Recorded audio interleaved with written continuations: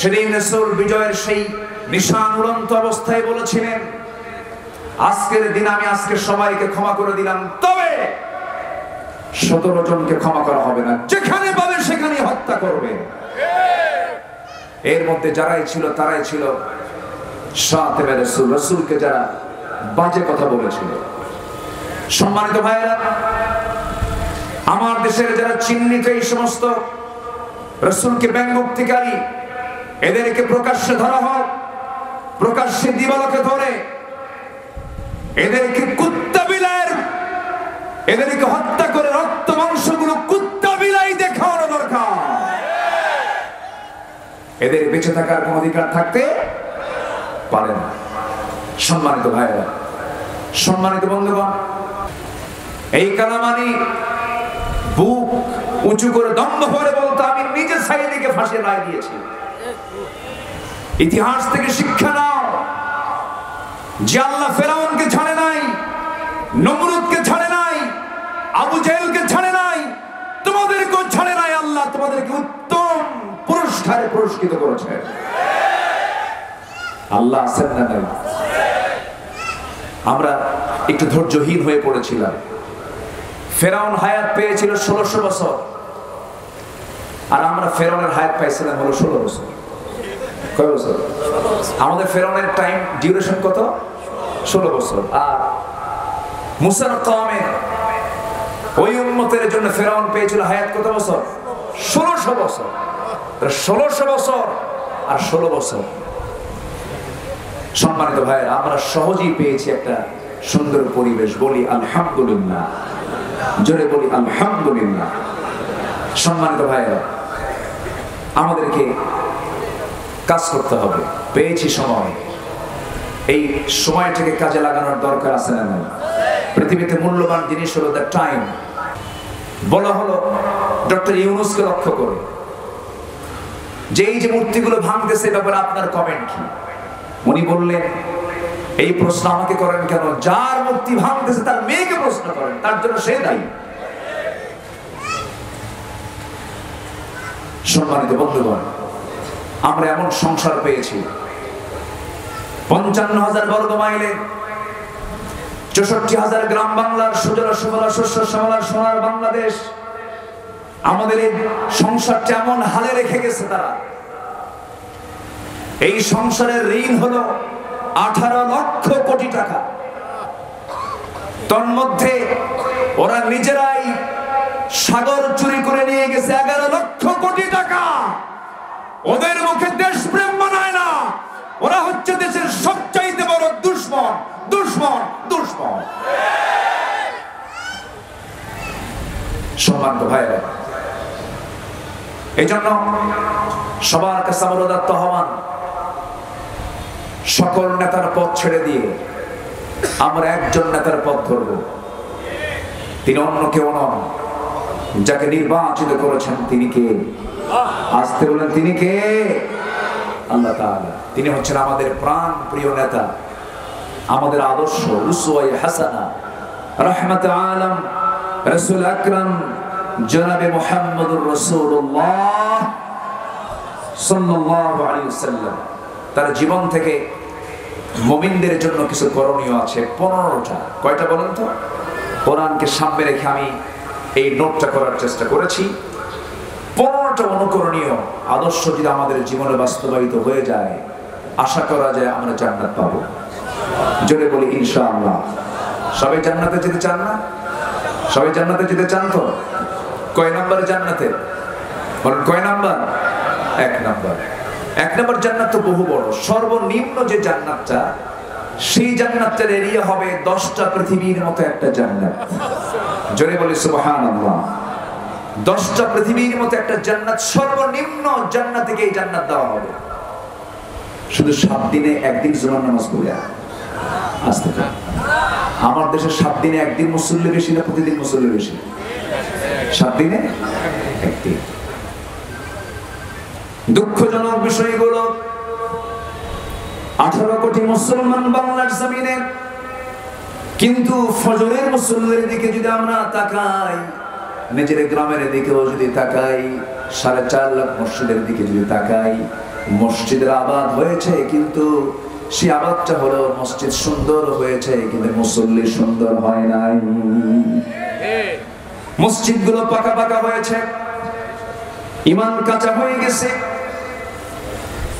এই যে সামনে পূজা আসবে, পূজার মধ্যে কিছু যুবক চলে যাবে, পূজার মণ্ডপে যাবে, সেখানে গিয়ে নারিকেলের নাড়ু খাবে। এমন বুজুর্গ আমার দেশে আছে না নাই? আমি পূজা মণ্ডপের বিরোধিতা করছি না। পৃথিবীতে একটা ধর্মই, যে ধর্মের সকল ধর্মের মানুষ নিরাপদ, সে ধর্মের নাম হলো ইসলাম। সুযোগ্য সভাপতি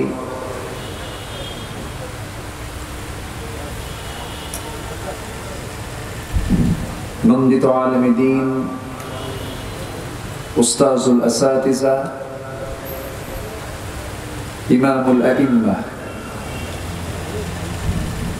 ইমামুল উলামা উলামা মাশায়েখ পরিষদ বগুড়ার সম্মানিত সাহেব সাদর,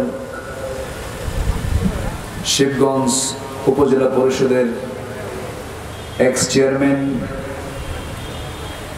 আমার অত্যন্ত কাছের, আমার শ্রদ্ধাভাজন মুহতারাম মাওলানা আলমগীর হুসাইন হাফিজাহুল্লাহ, আজকের এই মহৎ আয়োজনের সম্মানিত প্রধান অতিথি মজলুম কাফেলা বাংলাদেশ জামাত ইসলামী বগুড়া পূর্ব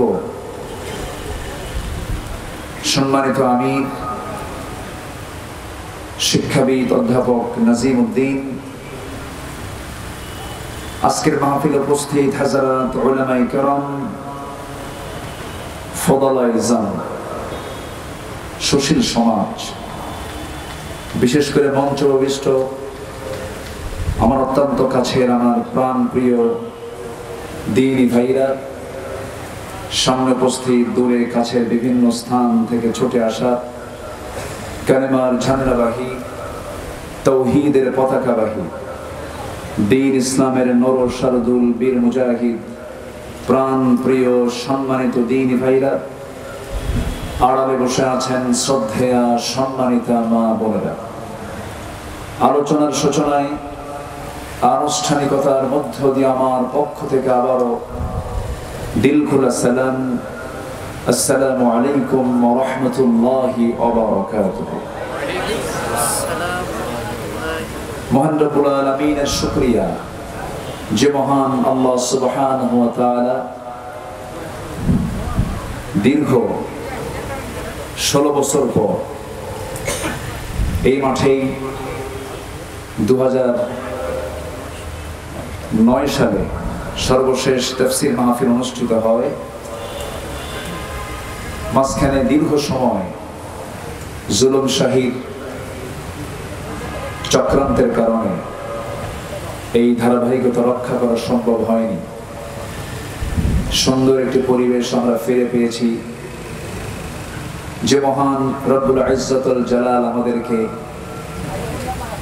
এমন সুন্দর একটি পরিবেশ আমাদেরকে করে দিয়েছেন। সেই মহান জাল্লা শানুর দরবারে আমরা সবাই লাখ কোটি সাজুদ শুকর আদায় করি, মুহাব্বাতান বলে উঠছি আলহামদুলিল্লাহ। সবাই বলছি আল্লাহুম্মা আইন্নি আলা যিকরিকা ওয়া শুকরিকা ওয়া হুসনি ইবাদাতিকা। আল্লাহুম্মা লাকা আসলামতু ওয়া বিকা আমানতু ওয়া আলাইকা তাওয়াক্কালতু ওয়া ইলাইকা আনাবতু ওয়া বিকা খাসামতু। আমরা আল্লাহ তাআলা শুকর আদায় করে নিলাম। সম্মানিত হাজিরিন, বৈরী আবহাওয়া, নিম্নচাপ চলছে। ঢাকা এখন মেঘে ঢাকা হয়ে আছে। গোটা দেশের কোথাও না কোথাও বৃষ্টি হচ্ছে, বৃষ্টি আসছে, থামছে। এর মাঝেও যারা কর্মব্যস্ততার চূড়ান্ত সময় হলো আসর থেকে এশা পর্যন্ত, এর মাঝেও যারা এই প্রতিকূল আবহাওয়ার মাঝে যারা এসেছেন, আমি মনে করি একজন বীর মুজাহিদের ভূমিকা পালন করেছেন। বলি আলহামদুলিল্লাহ। সম্মানিত উপস্থিতি, আমার খুব সংক্ষিপ্ত সময়, মূল আলোচনা আমি তো শুধু আল আমিন। মূল আলোচনার পর্বে বাদেশা থাকবেন আমার ভাই নুরুল আমিন, সাথে একটা নূরও আছে, উনি কথা বলবেন। জোরে বলি ইনশাআল্লাহ। চাচা যান আমাকে খুব অল্প সময়ে বলার কারণে আমি মূল সময়টা আমি দিতে পারিনি। মন চাচ্ছিল যে প্রাণ খুলে লম্বা সময় আমি কথা বলি। যাই হোক, আল্লাহ তাআলা আমাকে যতটুকু তৌফিক দেবেন আমি তো ততটুকুই পারবো। সম্মানিত উপস্থিতি, আমরা এমন একজন নবীর রাসূলের সিরাত জানতে এসেছি যার পরিচয় শুরু করা যাবে, কিন্তু তার পরিচয় শেষ করা সম্ভব নয়।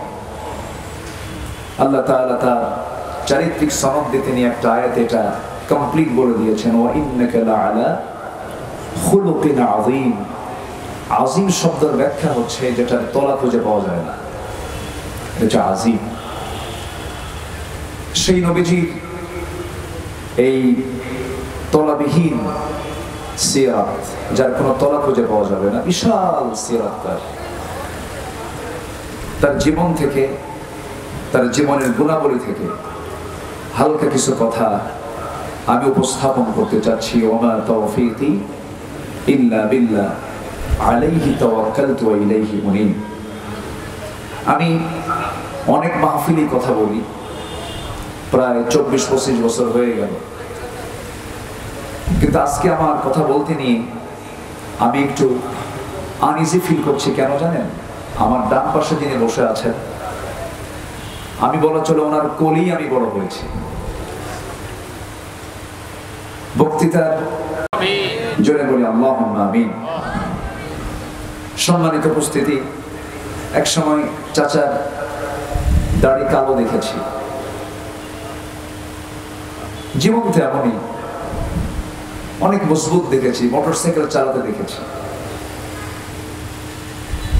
জীবনতে এমনই আজকে বয়সের ভারে বার্ধক্যের দিকে উনি চলে গেছে। কিন্তু ওনার যে চেতনা, ওনার যে স্পিরিট, যৌবনের যে গান, তিনি এখনো গান। বলি আলহামদুলিল্লাহ। তার বড় প্রমাণ এই যে বিশাল অ্যারেঞ্জ, এটার জন্য একটা চরম সাহসিকতার দরকার আছে না নেই? পরিশ্রমের দরকার আছে না নেই? এখান থেকে প্রমাণ হয়ে যায়। আল্লাহ তুমি তার সকল খেদমতকে দ্বীনের জন্য কবুল করে নাও, আমিন। জোরে বলি আল্লাহুম্মা আমিন। সম্মানিত উপস্থিতি, মহান রব্বুল আলামিন এই মাসেই, রবিউল আউয়াল মাসেই পৃথিবীর সেরা মানুষের এই পৃথিবীতে আগমন ঘটিয়েছেন। আবার এই মাসেই তার মৃত্যু হয়েছে। এই মাসে তার মৃত্যু হয়েছে। মৃত্যু মানে হলো শোক, আর জন্ম বলতে আমরা কি বুঝাই? আনন্দ বুঝাই। তো আমার দেশে মিলাদুন নবীর একটা প্রচলন আছে। যেরকম চুনতির মাহফিলে গিয়েছিলাম, আগে সেটার নাম বলা দিতে হলো মিলাদুন নবী, এখন এটা মোটামুটি সিরাতুন নবী। এই চিত্র এবার আমি দেখতে পেলাম। আমার নবীর জন্মে আমরা খুশি, ঠিক আছে, জন্ম আগে হয়েছে, মৃত্যুটা তারপরে হয়েছে। তো মৃত্যুটা কি কষ্টের নয়, বেদনার নয়? অবশ্যই বেদনার। সাহাবে কেরাম যখন নবীর ইন্তেকালের খবর যখন জানতে পারলেন, এক একজন পাগলের মতো হয়ে গেলেন। তো মিলাদের জন্য এত পাগল আমরা। নবীজির জন্ম হয়েছে, সাহাবে কেরাম যে তার মৃত্যুর সময় যে শোকাহত হয়েছিলেন, তারা যে কেঁদেছিলেন, এই বিষয়টা তো অনেকে ফরওয়ার্ডে নিয়ে আসেন না। সম্মানিত হাজিরিন, আমার নবীর যেদিন ইন্তেকাল হলো, ইসলামের দ্বিতীয় খলিফা, যিনি ইসলাম গ্রহণের পূর্ব মুহূর্তে রাসূলকে মারার জন্য প্রস্তুতি নিচ্ছিলেন, সেই রাসূল ইন্তেকাল করলেন। সবচেয়ে অস্থির দেখা গেছে যে সাহাবীকে, তিনি হচ্ছেন সাইয়েদনা ওমর ফারুক রাদিয়াল্লাহু তাআলা আনহু। আমার নবী যখন ইন্তেকালের সংবাদ যখন আমি আযান দিয়েছি রাসূলকে দেখে দেখে, জীবিত রাসূলকে দেখে আমি আযান দিয়েছি। রাসূল দেখুন কবরবাসী, আমি কাকে দেখে আযান দেব? রাসূল শূন্য দুনিয়ার এই মসজিদে আমি বেলাল আর আযান দিতে পারবো না। সারা জীবন তাদের এই শোকটা ছিল। এটা হচ্ছে মুহাব্বত, এটা হচ্ছে ভালোবাসা, এটা হচ্ছে আনুগত্য। সম্মানিত উপস্থিতি, সাইয়েদনা আলীর মৃত্যুর সময় যখন তার ইন্তেকাল হবে, তার মুখ থেকে রক্ত গড়ে গড়ে পড়ছিল। সেই সময় ভালো ভালো চিকিৎসকদের পরামর্শ নেওয়া হলো, কিন্তু চিকিৎসকরা বললেন না, এই রোগ আর সারার নয়। সাইয়েদনা আলী জীবনের একটা সময়, যে কোনো একটা মুহূর্তে এত কষ্ট পেয়েছেন মানসিকভাবে, সেটারই সিমটম হলো মৃত্যুর পূর্বে তার মুখ থেকে রক্তক্ষরণ হওয়া। যে কষ্ট তিনি পেয়েছিলেন, সেই কষ্ট হলো রাসূলের মৃত্যুর দিনের কষ্টটা। সম্মানিত ভাইরা, এই পৃথিবীতে যত মানুষ এসেছে এবং আসবে, আল্লাহর নবীর পরে সবচেয়ে বেশি দামি হচ্ছেন সাহাবে কেরাম। আর সাহাবে কেরামদের দাম, সম্মান, মর্যাদা বৃদ্ধির যতগুলো দিক আছে, এর মধ্যে এক নম্বর অন্যতম কারণ হলো রাসূলকে তারা সত্যিই জীবনের চাইতে বেশি ভালোবেসেছে। সিরাতের মাসে এই শিক্ষাটা সাহাবীদের কাছ থেকে নেবার দরকার আমাদের আছে না নাই? আসতে বলবেন না, আছে না নাই? আছে। সম্মানিত ভাইরা, রাসূলুল্লাহর জীবন থেকে আমাদের কিছু শিক্ষণীয়, কিছু করণীয় দিক আমরা আজকে শিখে যাব। জোরে বলি ইনশাআল্লাহ। আল্লাহ তাআলা রাসূলকে এই পৃথিবীর সকল মানুষের চাইতে কম সম্মান দিয়েছেন না বেশি সম্মান দিয়েছেন? বেশি সম্মান দিয়েছেন। আমি যেখান থেকে একটু কথা বলতে চাচ্ছি, যে আয়াতকে সামনে রেখে আল্লাহ তাআলা তার রাসূলকে ডাক দিচ্ছেন এবং তার পরিচয় এখানে সংক্ষিপ্তভাবে তুলে ধরছেন। পরিচয় তুলে ধরছেন কে? আসতে বলবেন না, তিনি কে? আল্লাহ তাআলা। আল্লাহ রাব্বুল আলামিন বলেন, ইয়া আইয়ুহান নাবিয়্যু ইন্না আরসালনাকা শাহিদান ওয়া মুবাশশিরান ওয়া নাযীরান ওয়া দা'iয়ান ইলাল্লাহি বিইذনিহি ওয়া সিরাজান মুনীরা। জোরে বলুন আল্লাহু আকবার। সূরাতুল আহজাব আয়াত নাম্বার 45 এবং 46। আল্লাহ রাব্বুল আলামিন তার রাসূলকে ডাক দিচ্ছেন সম্মানসূচক শব্দ প্রয়োগ করে। আল্লাহ ডাক দিয়েছেন প্রথম মানুষ আদমকে, ইয়া আদামুসকুন আনতা ওয়া যাওজুকাল জান্নাহ। ডাক দিয়েছেন ইয়া ইয়াহইয়া খুযিল কিতাবা বিকুওয়াহ। ডাক দিয়েছেন ওয়া মা তিলকা বিয়ামিনিকা ইয়া মূসা। আল্লাহ রাব্বুল আলামিন অনেক পয়গম্বরকে নাম ধরে ডাক দিয়েছেন, হরফে নিদা প্রয়োগ করে ডাক দিয়েছেন, সম্বোধন সূচক শব্দ প্রয়োগ করে ডাক দিয়েছেন। কিন্তু যে কোরআন নবীর উপরে নাজিল করা হলো যে নবীর উপরে, সে আল্লাহ রাব্বুল আলামিন সেই নবীকে গোটা কোরআনে একটা বারও তার নামটা ধরে রাখেন নাই। আমার বন্ধুগণ, রাসূলকে ডাক দিয়েছেন কেমন করে? ইয়া আইয়ুহাল মুসাম্মিলু قم الليل إلا قليلا نصفه أو انقص منه قليلا أو زد عليه ورتل القرآن ترتيلا জোরে বলুন আল্লাহু আকবার আরেক জায়গায় বলছেন ইয়া আইয়ুহাল মুদ্দাসসির কুম ফাআনযির وربك فكبر وثيابك فطهر والرجز فهجر الله رب العالمين আরেক জায়গায় বলছেন ইয়া আইয়ুহান নাবিয়্যু জাহিদিল কুফফার والمنافقين واغلظ عليهم ومأواهم جهنم الله رب العالمين আরেক জায়গায় বলছেন ইয়া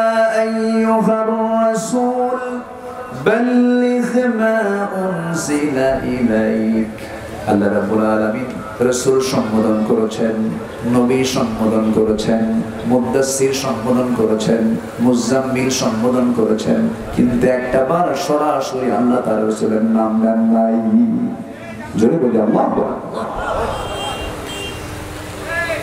আমার ভাইরা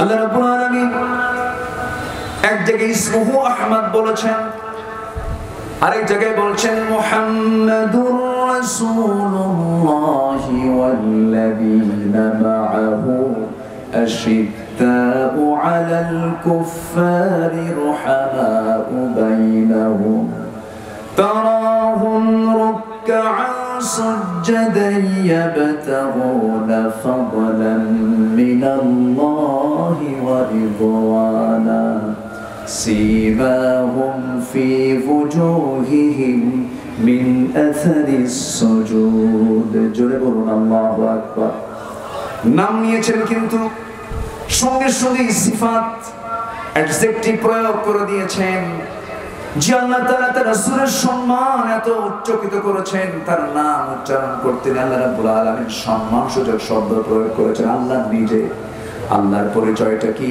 আমরা সবাই একটু আওয়াজ দিয়ে দিয়ে সবাই ঠোঁট মিলিয়ে বলি আলহামদুলিল্লাহি রাব্বিল আলামিন আর আমার নবীর পরিচয় হলো ওয়ামা আরসালনাকা ইল্লা রাহমাতাল লিল আলামিন আল্লাহু আকবার সেই নবীর সম্মান কত সেই নবীর জন্মের মাস এবং ওফাতের মাস হচ্ছে মাহে রবিউল আউয়াল সেই রবিউল আউয়াল মাসে একটি বিষয় আমাদের মাথায় আনা উচিত নবীর প্রতি যদি আমরা মহব্বত রাখি সেটা হচ্ছে এই দীর্ঘ 16 বছর শুধু নয় দেশ স্বাধীনতার পর থেকে নিয়ে এই স্বাধীনতার 53 বছর 5 অগাস্টের আগ পর্যন্ত আমার দেশে আত্মস্বীকৃত কিছু নাস্তিক ছিল কি ছিল না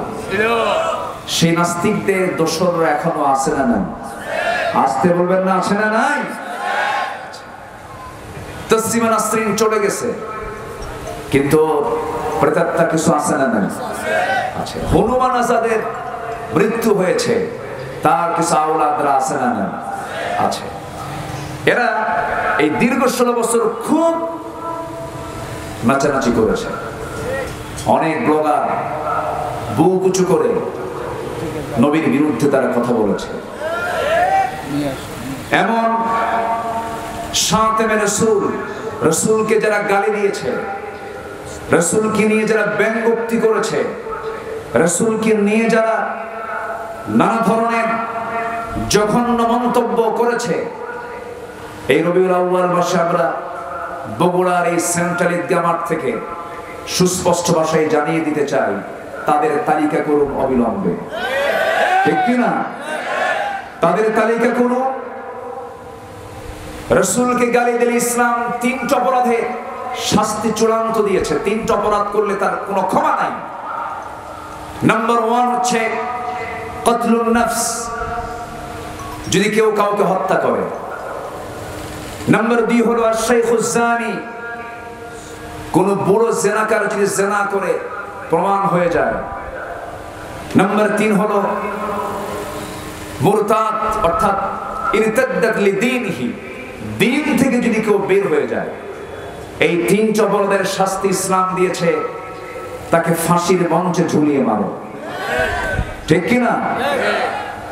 আমাদেরকে ইসলাম ক্ষমা শিখিয়েছে, আমরা ক্ষমা করতে জানি।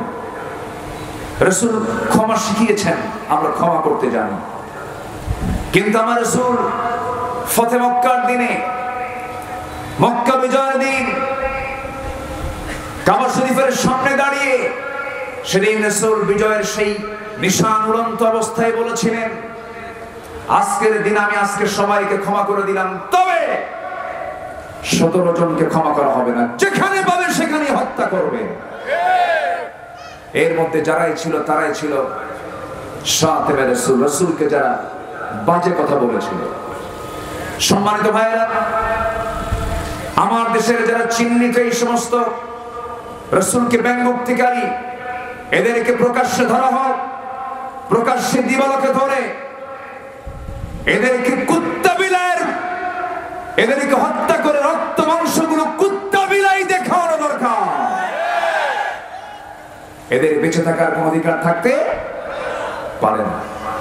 সম্মানিত ভাইরা, সম্মানিত বন্ধুগণ, রাসূলকে আমরা সরাসরি দেখিনি, কিন্তু রাসূলকে সরাসরি না দেখলেও এই উম্মতের সম্মান মর্যাদা অন্য উম্মতের চাইতে কম না বেশি? শুধু বেশি না, অনেক বেশি।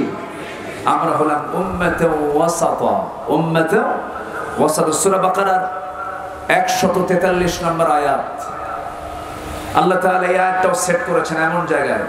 সূরা বাকারার আয়াত সংখ্যা হলো 286।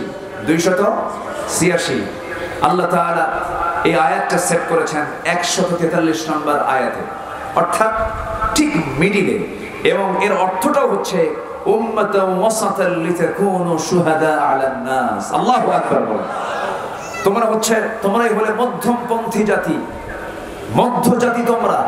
আল্লাহ তাআলা আয়াতটার সেটের সাথে অর্থের সঙ্গতিও রেখেছেন। আলাইহা 19, কোরআন 19 সংখ্যার উপরে প্রতিষ্ঠিত। এবং কোরআনের এই যে সংখ্যা তথ্যের যে অপূর্ব সমন্বয়, পৃথিবীর কোন লোকের পক্ষে এমন মজবুত গ্রন্থ রচনা করা সম্ভব নয়। কোরআন কার নাজিল করা কিতাব? আসতে বলবেন না, কার নাজিল করা কিতাব? আল্লাহর নাজিল করা কিতাব। এই কিতাবের বিরুদ্ধে কথা বলা হয়েছে, ইসলামকে নিয়ে, রাসূলকে নিয়ে, আলেম ওলামাদেরকে নিয়ে দীর্ঘ 16 বছর ষড়যন্ত্র করা হয়েছে। ধর্মের ব্যবসা আমরা করি না, ধর্মের ব্যবসা তারাই করে যারা নিজে বাঁচার জন্য দাড়ি কেটে মাথার চুল কালো বানায়, লজ্জায় মাথা নিচু হয়ে যায়, দেশের শীর্ষস্থানে 1 নম্বর ধনীর তালিকায় সে, অথচ বাঁচার জন্য করলোটা কি? দাড়িটা কাটলো, মাথার চুল কালো বানালো, নৌকায় চললো, কিন্তু নৌকার ভেড়ে না, সারা রাত নৌকায় ছিল, কোস্টগার্ড ধরে ফেললো। কোস্টগার্ড ধরছে আইনমন্ত্রীকে, আইনমন্ত্রীকে ধরে নিয়ে যাচ্ছে। এখন আইনমন্ত্রী বলছে, আমার একা ধরো কেন? ও যে দরবেশ বসে আছে, দরবেশ কই? ওর তো মুখে দাড়ি নাই, ওটাই দাড়ি কাটছে। শুধু আমি মরবো, ওরে নিয়ে মরবো। ইমানদার যদি হয় আরেক ভাইকে বাঁচানোর চেষ্টা করে, ঠিক কি না? এই সমস্ত ইতিহাস থেকে শিক্ষা আমাদের জন্য আছে না নাই? সম্মানিত ভাইরা, আবার আরেকজন বাঁচার জন্য সিলেটে গিয়া সীমান্ত পার হবে, বাঁচার জন্য করলো কি? শেষমেশ জায়গা পাইল না, কলার পাতায় হলো তার ঠিকানা। কি দেখেন নাই? দেখেন নাই? কলার পাতায় ঠিকানা হলো। সিলেটবাসীকে ধন্যবাদ জানাচ্ছি, তারা মোটামুটি সাইজ করছে, বিসি আউট রাখে না। এই কালামানি বুক উঁচু করে দম্ভ করে বলতো, আমি নিজে সাইদিকে ফাঁসির রায় দিয়েছি। ইতিহাস থেকে শিক্ষা নাও, যে আল্লাহ ফেরাউনকে ছাড়ে নাই, নমরুদকে ছাড়ে নাই, আবু জেহেলকে ছাড়ে নাই, প্রতিষ্ঠায় পুরস্কৃত করেছেন। আল্লাহ আছেন না নাই? আমরা একটু ধৈর্যহীন হয়ে পড়েছিলাম। ফেরাউন হায়াত পেয়েছিল 1600 বছর, আর আমরা ফেরাউনের হায়াত পাইছিলাম হলো 16 বছর। কয় বছর? আমাদের ফেরাউনের টাইম ডিউরেশন কত? 16 বছর। আর মুসার কওমের ওই উম্মতের জন্য ফেরাউন পেয়েছিল হায়াত কত বছর? 1600 বছর। 1600 বছর আর 16 বছর। সম্মানিত ভাইয়েরা, আমরা সহজেই পেয়েছি একটা সুন্দর পরিবেশ। বলি আলহামদুলিল্লাহ, জোরে বলি আলহামদুলিল্লাহ। সম্মানিত ভাইয়েরা, আমাদেরকে কাজ করতে হবে। পেয়েছি সময়, এই সময়টাকে কাজে লাগানোর দরকার আছে না নাই? পৃথিবীতে মূল্যবান জিনিস হলো দ্য টাইম, সময়। আল্লাহ রাব্বুল আলামিন বলেন, আল্লাযী খালাকাল মাউতা ওয়াল হায়াতা লিয়াবলুয়াকুম আইয়ুকুম আহসানু আমালান ওয়া হুয়াল আজিজুল গফুর। জোরে বলুন আল্লাহু আকবার। তিনি সেই মহান সত্তা যিনি মৃত্যু এবং জীবন সৃষ্টি করেছেন যেন তিনি বুঝে নিতে পারেন তোমাদের মধ্যে কোন কোন বান্দাগুলো ভালো আমল করে যেতে পারে। ভালো আমলের জন্যই তো আমরা আসছি। কোন লোকটা শ্রেষ্ঠ? আল্লাহ রাব্বুল আলামিন জবাব দিচ্ছেন, যারা পারেন ঠোঁট মিলিয়ে বলুন, আমার মুখের আপনার মুখের আয়াত, ঘরের আয়াত, কমন আয়াত, এই আয়াতগুলো প্রত্যেকটা মুসলমানের মুখস্থ থাকা উচিত। সবাই বলুন, ওয়ামান আহসানু কাওলাম মিম্মান দাআ ইলাল্লাহ ওয়া আমিলা সালিহান ওয়া ক্বালা ইন্নানি মিনাল মুসলিমিন। জোরে বলুন আল্লাহু আকবার। তার চাইতে উত্তম কথা কার হতে পারে যে মানুষকে আল্লাহর দিকে ডাকে এবং নিজে ভালো আমল করে এবং বুক উঁচু করে বলে আমি একজন মুসলমান, আমি একজন কি বলেন মুসলমান। এই বুক উঁচু করে বলতে পারাটাই হলো ইমানের সবচেয়ে বড় পরিচয়। সারা জীবন অনেকে স্লোগান দিয়েছ, আমরা সবাই মুজিব সেনা, ভয় করো না বুলেট বোমা। কই তোমরা কই গেলা? আল্লামা সাইদি যে আল্লাহর ওলি ছিলেন, এতে বিন্দু পরিমাণ কোনো সন্দেহ আমার হয় না। কত আগে তিনি বলেছেন, আমি সরাসরি শুনেছি, এমন একটি সময় আসবে এই জালিম শক্তি পালানোর জন্য একটি ইঁদুরের গর্ত খুঁজে পাবে না। কথা কি বাস্তব হয়েছে? বাংলার জমিনে বাস্তব হয়েছে। এমন গাছের গোড়ায় এমন নাড়ানি দেব, মামুর বাড়ি দিল্লি গিয়ে পড়বা। কথা কি বাস্তব হয়েছে? পড়ছে কোথায় গিয়ে? আল্লাহ তুমি আল্লামা সাইদির গোটা জীবনকে তুমি আল্লাহ কবুল করে নাও। কবরটাকে জান্নাতের নূর দিয়ে মুনাফফার করে দাও। আমি গত 17 আগস্ট আল্লামা সাইদি ফাউন্ডেশনে গিয়েছিলাম। গত 17 আগস্টে সেখানে একটা বিশাল সমাবেশ হয়েছিল।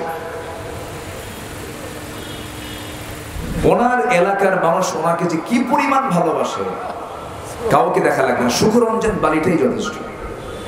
সুখরঞ্জন বালি আমাদের প্রোগ্রামে চলে আসছে। এসে প্রায় ঘন্টা খানেক আমরা কথাবার্তা বললাম।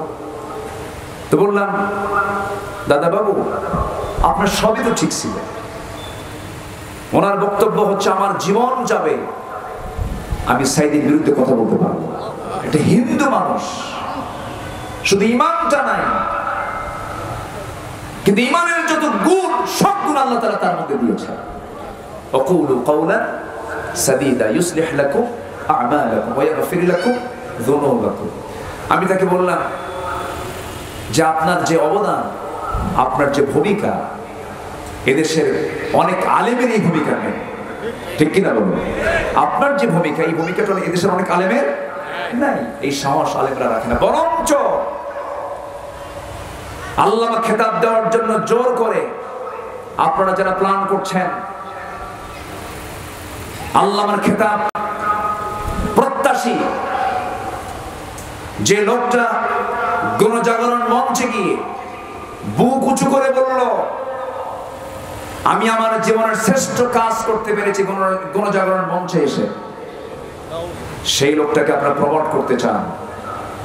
যারা দীর্ঘ 16 বছর বিগত সরকারের অধীনে থেকে যে সমস্ত টুপিওয়ালা দাড়িওয়ালারা সুযোগ সুবিধা গ্রহণ করেছেন, তারাই হচ্ছে সবচাইতে বড় মুনাফিকের বাচ্চা। আমরা ক্ষমা করতে জানি, ফতুয়ার বিষ বাষ্প ছড়াবেন না। এই আন্দোলন, এই ত্যাগ, এই কোরবানি সাধারণ ছাত্র ছাত্রীদের কোরবানি। এটা সম্মানিত বন্ধুগণ, এই রক্তকে আমাদের কাজে লাগানোর দরকার আছে না নাই? আসতে বলবেন না, আছে না নাই? 6 আগস্টে ঢাকার বিভিন্ন মোড়ের মূর্তিগুলো যখন হাতুড় দিয়ে ভাঙতেছিল, সেই সময় বলা হলো ডক্টর ইউনূসকে লক্ষ্য করে যে এই যে মূর্তিগুলো ভাঙতেছে, ব্যাপারে আপনার কমেন্ট কি? উনি বললেন, এই প্রশ্ন আমাকে করেন কেন? যার মূর্তি ভাঙতেছে তার মেয়েকে প্রশ্ন করেন, তার জন্য সে দায়ী। সম্মানিত বন্ধুগণ, আমরা এমন সংসার পেয়েছি 55,000 বর্গ মাইলে 64,000 গ্রাম বাংলার সুজলা সুফলা শস্য শ্যামলার সোনার বাংলাদেশ। আমাদের এই সংসারটা এমন হালে রেখে গেছে তারা। এই সংসারের ঋণ হলো 18 লক্ষ কোটি টাকা। তন্মধ্যে ওরা নিজেরাই সাগর চুরি করে নিয়ে গেছে 11 লক্ষ কোটি টাকা। ওদের মুখে দেশপ্রেম মানায় না, ওরা হচ্ছে দেশের সবচাইতে বড় দুশমন, দুশমন, দুশমন। সম্মানিত ভাইরা, এই জন্য সবার কাছে আমার উদাত্ত আহ্বান, সকল নেতার পথ ছেড়ে দিয়ে আমরা একজন নেতার পথ ধরব। তিনি অন্য কেউ নন, যাকে নির্বাচিত করেছেন তিনি কে? আসতে বলেন, তিনি কে? আল্লাহ তাআলা। তিনি হচ্ছেন আমাদের প্রাণ প্রিয় নেতা, আমাদের আদর্শ, উসওয়ায়ে হাসানা, রাহমাতুল আলাম, রাসূল আকরাম জনাবে মুহাম্মদুর রাসূলুল্লাহ সাল্লাল্লাহু আলাইহি ওয়াসাল্লাম। তার জীবন থেকে মুমিনদের জন্য কিছু করণীয় আছে 15টা। কয়টা বলেন তো? কোরআনকে সামনে রেখে আমি এই নোটটা করার চেষ্টা করেছি। 15টা অনুকরণীয় আদর্শ যদি আমাদের জীবনে বাস্তবায়িত হয়ে যায়, আশা করা যায় আমরা জান্নাত পাবো। জোরে বলি ইনশাআল্লাহ। সবাই জান্নাতে যেতে চান না? সবাই জান্নাতে যেতে চান তো? কয় নম্বরে জান্নাতে বলেন? কয় নাম্বার? 1 নাম্বার। 1 নাম্বার জান্নাত তো বহু বড়। সর্বনিম্ন যে জান্নাতটা, সেই জান্নাতের এরিয়া হবে 10টা পৃথিবীর মতো একটা জান্নাত। জোরে বলি সুবহানাল্লাহ। 10টা পৃথিবীর মতো একটা জান্নাত, সর্বনিম্ন জান্নাত থেকে এই জান্নাত দেওয়া হবে। শুধু 7 দিনে 1 দিন জুমার নামাজ পড়ে আসতে পারে। আমার দেশে 7 দিনে 1 দিন মুসল্লি বেশি না প্রতিদিন মুসল্লি বেশি? 7 দিনে 1 দিন। দুঃখজনক বিষয়গুলো, 18 কোটি মুসলমান বাংলার জমিনে, কিন্তু ফজরের মুসল্লির দিকে যদি আমরা তাকাই, নিজের গ্রামের দিকেও যদি তাকাই, 4.5 লাখ মসজিদের দিকে যদি তাকাই, মসজিদের আবাদ হয়েছে, কিন্তু সেই আবাদটা হলো মসজিদ সুন্দর হয়েছে, কিন্তু মুসল্লি সুন্দর হয় নাই। মসজিদগুলো পাকা পাকা হয়েছে, ঈমান কাঁচা হয়ে গেছে। এই যে সামনে পূজা আসবে, পূজার মধ্যে কিছু যুবক চলে যাবে, পূজার মণ্ডপে যাবে, সেখানে গিয়ে নারিকেলের নাড়ু খাবে। এমন বুজুর্গ আমার দেশে আছে না নাই? আমি পূজা মণ্ডপের বিরোধিতা করছি না। পৃথিবীতে একটা ধর্মই, যে ধর্মের সকল ধর্মের মানুষ নিরাপদ, সে ধর্মের নাম হলো ইসলাম। ঠিক কিনা বলেন? পৃথিবীতে একটা দিন যেটা আল্লাহর পক্ষ থেকে মনোনীত, ইসলাম। ইসলামী পারে সকল ধর্মের স্বাধীনতা, সম্মান অক্ষুণ্ণ রাখতে। আল্লাহু আকবার। লাকুম দীনুকুম লা ইকরাহা ফিদ্দীন। কিন্তু প্রশ্ন হলো, মন্দির আমরা পাহারা দেব, মুসলমানের দায়িত্ব আছে। অন্য ধর্মের সংখ্যালঘু মুসলমান যদি, সংখ্যালঘু বলবো না আমরা, ওরা আমাদের ভাই, আলহামদুলিল্লাহ। আমার দেশের নাগরিক তারা, ওদেরকে সিকিউরিটি দেওয়ার দায়িত্ব ইসলাম আমাদেরকে দিয়েছে। কিন্তু এর মানে আপনি যেতে পারবেন না, কারণ তাদের এটা ধর্মীয় কাজ। এই দিকে লক্ষ্য করে বিশ্বদ্রষ্টা কবিগুরু ডক্টর আল্লামা ইকবাল বলেছেন, শিকওয়া জবাবে শিকওয়ার মধ্যে তিনি বলেছেন, উनको तहज़ीब ने हर बंद से आजाद किया, लाके काबे से सनम खाने में आबाद किया। নব্য যুগের সভ্যতা মোহে কেটে ফেললে সব বাঁধন, মসজিদ ছেড়ে মন্দিরে গিয়া বাসা বেঁধেছো হায় এখন। বিজাতীয় কোন সংস্কৃতি লালন করা যাবে না, সিরাতেও থাকা যাবে না, সুরতেও থাকা যাবে না। ম্যাক্সিমাম যুবকদের আজকে মাথার চুল থেকে শুরু করে নিয়ে পার দিকে তাকায় দেখবেন কোনটাই কিন্তু ঠিক নাই। মাথার চুলগুলো, দুই সাইডের চুলগুলো কেটে চামড়া বের করা, পিছনের চুলগুলো কেটে চামড়া বের করা, মাথার উপরে একদম গোল কইরা সেন্ট মার্টিন দ্বীপ আছে না, নাই বলেন তো? যখন বলা হয় যুবক তুমি ডিজাইনটা পাইলা কই, কে ব্যাসি, তুমি কে? আমি নেইমার, তুমি কে? কুত্তা। যখন নাউযুবিল্লাহ। আচ্ছা, গায়ের শার্টটা এটাও ছোট, পরনে যে পাজামা প্যান্ট, সেই প্যান্টটাও পরার কোনো সাইজ বাইজ নাই। নতুন প্যান্ট কিনে আনে হাঁটু ফাটা, আছে না? না, হাঁটু ফাটা প্যান্ট, মানে খেয়ে ফেলছে মনে হয়, ইঁদুর মনে হয় খাইছে। হাঁটু ফাটা প্যান্ট, হাঁটু ফাটা প্যান্ট। প্যান্টটা পরে হলো শুধু নাভির নিচে না আরো নিচে? বলেন, নাভির নিচে না আরো নিচে? এত নিচে পড়ে সীমান্ত বর্ণা, যে কোনো মুহূর্তে অঘটন করতে পারে। অনেকদিন আগে মসজিদে ঢুকছে নামাজ পড়তে, এক ছেলে দেখি এরকম শার্ট আর প্যান্ট পরে নামাজে দাঁড়িয়েছে। পিছনে যে প্রথমে তো মসজিদে ঢুকে 2 রাকাত নামাজ পড়তে হয়, এই সুন্নাহ আমরা মানবো, জোরে বলি ইনশাআল্লাহ। খুতবা হোক, যেটাই হোক না কেন, মসজিদে ঢুকি কয় রাকাত নামাজ? 2 রাকাত নামাজ পড়েছেন মুহাম্মদ সাল্লাল্লাহু। লাল বাতি জ্বলাকালীন অবস্থায় এগুলো দেখার দরকার নেই, সুন্নাহ আমরা আগে মানবো, জোরে বলি ইনশাআল্লাহ। তো আমি ওর নামাজ, ওর পোশাক দেখে ভাবলাম একটু নামাজটা পরে ধরে নামাজটা আগে দেখি। তো শার্ট ওই রকম মার্কা, প্যান্ট ওই রকম মার্কা। রুকুতে যখন গেল, রুকুর ঠেলায় দেখি শার্ট উপরে, প্যান্ট নিচের দিকে, মাঝখানে নাই। তো ভাবলাম এই তো রুকু, দেখে শেষ দেয় কি হয় দেখি। শেষ দেয় যখন গেছে তখন দেখি প্যান্ট খুলে আন্ডার প্যান্ট বেরোচ্ছে। বলেন তো এটা কি উম্মতে মুহাম্মাদের কোন পোশাকের চিত্র হতে পারে? আসতে বলবেন না, হতে পারে? রবিউল আউয়ালের এই মাসে যুবক শ্রেণীদেরকে বলতে চাই, তোমার সূরাত এবং সিরাত হতে হবে একজন ব্যক্তির, তিনি হচ্ছেন মুহাম্মদ সাল্লাল্লাহু আলাইহি ওয়াসাল্লাম। প্রত্যেক মসজিদে, যে মসজিদ আপনি দেখবেন ফজরের মুসল্লি দিয়ে মসজিদ ভরে গেছে, ভাবতে হবে ওই পল্লী, ওই জন, ওই গ্রাম হচ্ছে একটা আদর্শ গ্রাম। আমাদের এই চিন্তা মাথায় রেখে কাজ করার দরকার আছে না নাই? আমার বন্ধুগণ, বৈরী আবহাওয়ার মাঝে অনেকে এসেছেন। খুব অল্প সময়ে আমার নবীজির জীবন থেকে মুমিনদের জন্য অনুকরণীয়, অনুসরণীয় 15টা আদর্শ আমি সংক্ষিপ্ত করে উপস্থাপন করার চেষ্টা করছি। নাম্বার 1, আমরা যখন দাওয়াতটা দিতে যাব, নবীজির মতো দাওয়াত দেব, ভুল করে না প্রজ্ঞার সাথে?